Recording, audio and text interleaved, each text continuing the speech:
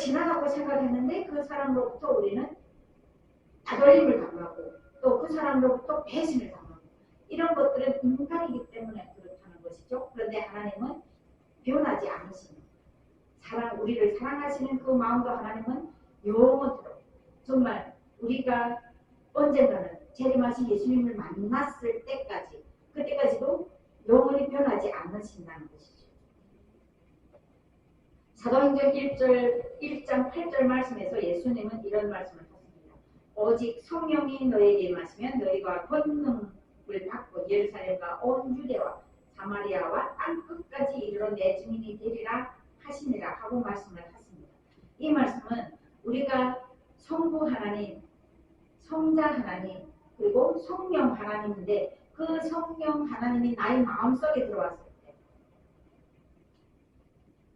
저도 항상 보면 이 성령 하나님에 대해서 좀 이해가 안 가고 많이 생각을 했었는데 성령 하나님은 나의 마음속에 있다는 것이죠. 그래서 성령이 나한테 임하면 그렇죠? 그 말뜻은 예수 그리스도를 나의 주인으로 그냥 모시라는 거예요. 나의 마음속에 있는 어떤 모든 것들을 다 버리고 하나님을 예수님을 나의 마음속에 주인으로 모신다는 것이죠. 그것이 이제 성령이 임하시면 우리의 권능 우리도 권능을 받고 또 하나님께서 우리에게 지혜를 주시고 우리에게 뭐 치유할 능력도 주시고 이렇게 우리는 성령이 임하시면 주님의 권능을 우리가 받는다는 것이죠. 그래서 성부, 성자, 성령 하나님은 이 본질에 있어서 우리가 이제 그런 말을 많이 하죠. 그 애의 그 아들이다. 그 애의 그 딸이다. 이런 말을 지상설에서 많이 하죠. 그래서 하나님은 아버지신데 하나님께서 우리 인간을 불쌍히 여기시고 우리 인간들을 그 죄 속에서 구원하시기 위해서 독생자 아들을 보내주신다는 것입니다. 그래서 그 아들이 우리와 같은 몸을 입고 이 땅에 와서 인간들이 살아가는 이 삶을 다 보면서 또 아픈 사람은 고쳐주고 눈먼 사람은 눈 보게 해주고 또 귀 못 듣는 사람은 또 귀 열리게 해주고 그런 능력을 이제 보여주시면서 하나님의 능력을 인간들에게 보여주셨다는 것이죠.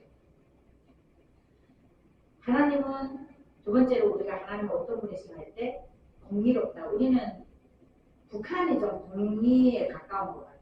법적으로 되게 좀 그 무서운 그런 나라라고 한다면 대한민국은 사랑이 너무 넘치는 그런 대한민국으로 볼 수가 있죠. 그런데 하나님은 공의와 사랑을 함께 가지시는 하나님이시라는 것이죠.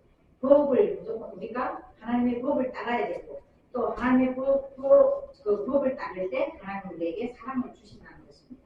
그리고 하나님은 진실하시고 이런 인간들처럼 겉과 속이 다르게 그냥 앞에서는 이렇게 잘하는 것처럼 하다가도 뒤에서는 또 확실을 까고 이런 그 인간들과는 달리 하나님은 진실하시고 거룩하신 분이시라는 겁니다. 로마서 5장 8절 말씀해 보니까 우리가 아직 죄인 됐을 때 예수 그리스도께서 우리를 위해서 죽으심으로 하나님께서 우리에 대한 자기의 사랑을 확정하셨다는 것이죠. 이게 도대체 누구를 사랑하셔서 우리가 내 자식을 죽일 수가 있습니까? 여러분들 저도 나를 위해서 아니면 내가 어떤 사랑하는 사람을 위해서 나의 혈육, 나의 피부치를 죽일 수가 있습니까? 이거는 사람이라면 생각할 수 없는 일들이죠. 그러나 하나님은 하나님의 사랑을 우리에게 확증하시기 위해서 예수 그리스도를 우리 죄를 계속해서 죽게 하신 것이죠. 그래서 사도 바울은 말합니다. 요한복음 또 3장 16절 말씀에서 보니까 예수님이 이런 말씀을 했습니다. 하나님이 세상을 이처럼 사랑하사 독생자를 주셨으니 이는 그를 믿는 자마다 멸망하지 않고 영생을 얻게 하려 하십니다. 우리는 하나님이 세상, 이 나라, 우리 인간들이 넘쳐나는 이 세상을 사랑하시기 때문에 정말 아끼신 그 독생자 예수 그리스도를 세상에 보내주셔서 그로 말미암아 우리가 죄의 시침을 받았다 이런 그 생각을 할 수가 있습니다. 요한복음 1장 14절 말씀에서 사도 바울이 중보하죠. 말씀이 육신이 되어 우리 가운데 거하실 때, 그러니까 하나님의 이 말씀이 우리 육신, 이 몸이 돼서 살아 움직일 때 우리가 그의 영광을 보고 아버지의 독생자의 영광과 또 은혜와 진리가 충만하다는 그런 증거를 합니다. 사도 요한이 하나님께서 예수님이 가장 사랑하셨던 제자죠. 그래서 요한복음 14장 6절 말씀을 통해서 예수님이 내가 곧 진리다. 그리고 내가 곧 길이고 내가 곧 생명이고 내가 곧 너희들의 어떤 그 생명이니 나를 통해서 아버지께로 가야 된다. 그렇기 때문에 우리가 기도할 때 예수 그리스도 이름으로 아니면 예수님 이름으로 기도합니다. 이런 말을 기도할 때 항상 쓰죠. 그래서 예수님은 우리의 중보자가 되시는 것이죠. 그래서 하나님은 우리가 성부 하나님도 계시고 성자 하나님도 계시고 성령 하나님도 계십니다. 그런데 이분들이 각각의 그 어떤 인격체인 것이 아니라 하나님과 아들 또 성령 하나님이 모두 우리에게는 하나님이 되신다는 것이죠. 우리는 하나님이 누구신지 제대로 알기 위해서는 우리가 해야 할 일 무엇일까? 그것은 오직 하나님만 예수님만 바라보는 것이죠. 그리고 예수님을 나의 가슴에 주인으로 모시고 또 주님께만 의지하고 또 주님을 나의 아버지로 모시는 것이죠. 저도 아버지가 96년도에 돌아가셨는데 제일 그 고난의 행군 심할 때 돌아가셔서 제가 지금도 저는 엄마 생각하면 눈물이 안 나와요. 근데 왜냐면 엄마 돌아가신 거를 제가 못 봤으니까. 북한에서 돌아가셨거든요. 얼마 전에 한 3년 전에 돌아가셨는데 엄마 돌아가시는 걸 못 봐가지고 엄마 하면 돌아가신 기억이 이렇게 없는데 아버지는 3개월을 앓고 돌아가셨는데 미움 한 숟가락 제가 아버지 입에 미움 한 숟가락 또 얼리지 못하고 돌아가셨어요. 그래서 아버지가 이제 뇌출혈로 돌아가셨지만 제 생각에는 굶어서 돌아가십니다. 그래도 잘 먹었더라면 그래도 누워서 알기라도 하시면서 잘 계셨을 건데 그런데 지금도 계속 아버지 생각하면 무슨 생각하냐면 아버지는 무뚝뚝한 사람 별로 말 안 해요. 제가 이제 북한에 있을 때 너무 어려움을 겪고 자살하려고까지 했어도 아버지는 저보고 아무 말도 안 하세요. 근데 엄마들은 막 바들바들 하면서 너 왜 그렇게 살아 이러는데 아버지들은 말을 안 해요. 그런데 그 뒤에는 깊은 마음이 있어요.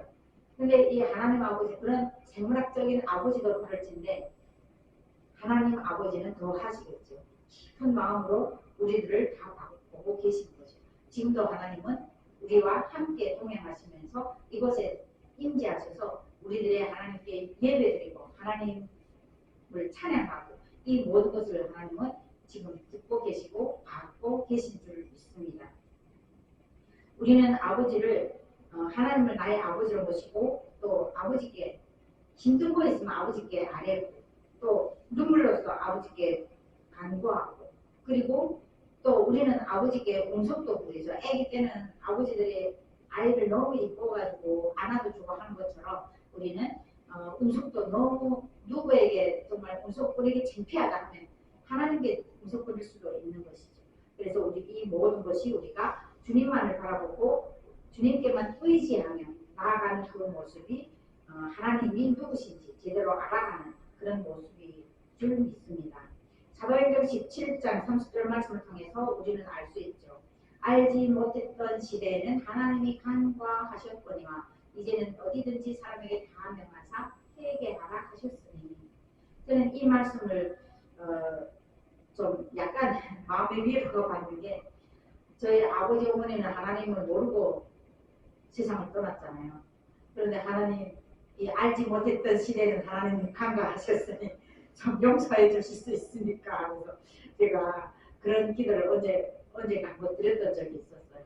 우리 북한에 있는 우리 자녀들, 우리 부모 형제들 또 거기에서 사는 우리의 모든 지인, 친척들이 하나님을 알지 못하고 그 시대에서 그냥 우상 숭배가 제일인 것으로 알고 이렇게 살아가는 그들을 보면서 제가 이 말씀을 이렇게 묵상할 때 1907, 1907년에 평양에서 대공이 일어났던 그 회개 기도